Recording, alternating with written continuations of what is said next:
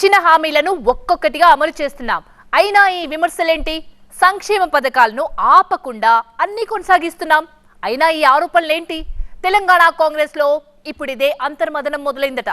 సొంత పార్టీ నేతల తీరుపై ముఖ్యమంత్రి గుర్రుగా ఉన్నట్టు తెలుస్తోంది. ఇంతకీ హస్తం మదనంలో బయటపడిన విషయాలేంటి? ఓవైపు ప్రభుత్వ పథకాలు, మరోవైపు పార్టీ కార్యక్రమాలు. ప్రచారంలో హస్తం వెనకబడిందా? విమర్శల్ని తిప్పికొట్టడంలో నేతలు విఫలమవుతున్నారా?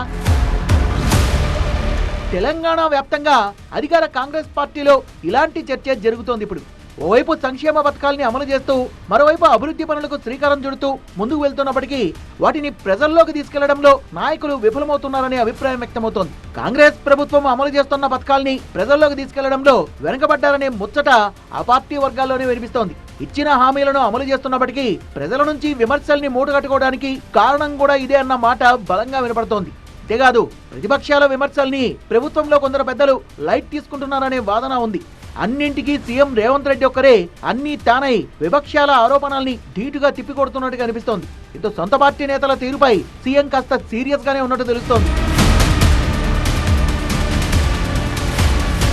తెలంగాణలో కాంగ్రెస్ ప్రభుత్వం అధికారంలోకి వచ్చి 11 నెలలు కావస్తున్నా ఆ స్థాయిలో ప్రజల్లోకి వెళ్లలేదన్న అభిప్రాయం రాజకీయ వర్గాల్లోనే కాదు, సొంత పార్టీ క్యాడర్లోనే ఉంది. ఎన్నికల సమయంలో ఇచ్చిన 6 గ్యారెంటీల్ని కూడా ఒక్కొక్కటిగా అమలు చేస్తున్న అధికార పార్టీ ఆ స్థాయిలో ప్రచారాన్ని మాత్రం పొందలేకపోతున్నట్టుగా తెలుస్తోంది.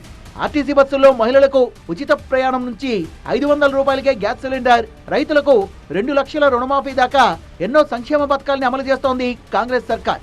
గ్రూప్ 1 పరీక్షను నిర్వహించడంతో పాటు డిఎస్సి నోటిఫికేషన్ ద్వారా 11,000 పైచిలకు ఉపాధ్యాయ పోస్టుల్ని భర్తీ చేసింది. మొత్తంగా ఇప్పటిదాకా 50,000 ఉద్యోగాల్ని కల్పించామంటూ ప్రభుత్వ పెద్దలు చెప్తున్నారు. కానీ చేసిన పనుల్ని, అమలవుతున్న పథకాల్ని ఆ స్థాయిలో ప్రచారం చేసుకోవడంలో కాంగ్రెస్ నేతలు విఫలమవుతున్నట్టు చర్చ జరుగుతోంది. బీఆర్ఎస్ పార్టీ 10 ఏళ్ల పాలనలో తాము అమలు చేసిన పథకాలను సంబరాల పేరిట భారీగా ప్రచారం చేసుకున్నారు గులాబీ నేతలు. కాంగ్రెస్ లో ఆ స్థాయి హంగామా కనిపించడం లేదన్నది హస్తం పార్టీ అభిమానుల ఆవేదనగా కనిపిస్తోంది. విపక్ష బీఆర్ఎస్, బీజేపీలు కాంగ్రెస్ ప్రభుత్వం అమలు చేస్తున్న పథకాలపై సోషల్ మీడియా వేదికగాను బహిరంగంగాను విమర్శలతో దండయాత్ర చేస్తున్నారు. కానీ కాంగ్రెస్ లో కొంతమంది బడా నేతలు మాకెందుకులే, మమ్మల్ని కాదు కదా అన్నది అన్నట్టుగా సైలెంట్ గా ఉంటున్నారు. ముఖ్యంగా కేటీఆర్, హరీష్ రావు సోషల్ మీడియా వేదికగా విమర్శలతో కాంగ్రెస్ ను ఉక్కిరిబిక్కిరి చేస్తున్నప్పటికీ అధికార పక్షం నుంచి మాత్రం ఆ స్థాయిలో కౌంటర్లు పడట్లేదు. మంత్రులు కోమటిరెడ్డి వెంకటరెడ్డి, సీతక్క, పొన్నం ప్రభాకర్, అప్పుడప్పుడు పొంగులేటి శ్రీనివాసరెడ్డి ఇలా వేళ్ల మీద లెక్క పెట్టేంత స్థాయిలోనే తప్ప మిగతా హస్తం ప్రముఖులెవరూ కనీసం స్పందించడం లేదనే అభిప్రాయం వ్యక్తమవుతోంది. అమలు చేస్తున్న హామీలపైన, జరుగుతున్న ప్రభుత్వ పనులపైన ఒక్కడిగానే ప్రచారం చేస్తున్న సీఎం రేవంత్ రెడ్డి ప్రతిపక్షాల విమర్శలకు కౌంటర్లు ఇవ్వడంలోనూ ఒంటరిగానే దూసుకెళ్తున్నట్టు కనిపిస్తోంది. కీలకమైన కులగణనకు సంబంధించి ప్రతిపక్షాలు పనిగట్టుకొని దుష్ప్రచారం చేస్తున్నప్పటికీ కాంగ్రెస్ నుంచి ధీటైన సమాధానం కరువైందన్న విమర్శలు వినిపిస్తున్నాయి. టీపీసీసీ అధ్యక్షుడు మహేష్ కుమార్ గౌడ్, హరీష్ రావు, కేటీఆర్ని సమర్థంగా ఎదుర్కోలేకపోతున్నారనే చర్చ కూడా పార్టీలో జరుగుతోందట. ప్రభుత్వ పథకాల్ని ప్రచారం చేయడంలోనూ, ప్రతిపక్షాల విమర్శల్ని తిప్పికొట్టడంలోనూ కాంగ్రెస్ సోషల్ మీడియా విభాగం కూడా అట్టర్ ఫ్లాప్ అయిందనే భావనలో ఉన్నారట సీఎం. ఈ విషయంలో అందరికీ ఆయన ఓ రౌండ్ క్లాస్ కూడా బీగినట్టు సమాచారం. ఇదిలాగే కొనసాగితే త్వరలో జరగబోయే ఎమ్మెల్సీ ఎన్నికలతో పాటు లోకల్ బాడీ ఎన్నికల్లో పార్టీకి తీవ్ర నష్టం వాటిల్లే ప్రమాదం లేకపోలేదన్నది విశ్లేషకుల మాట.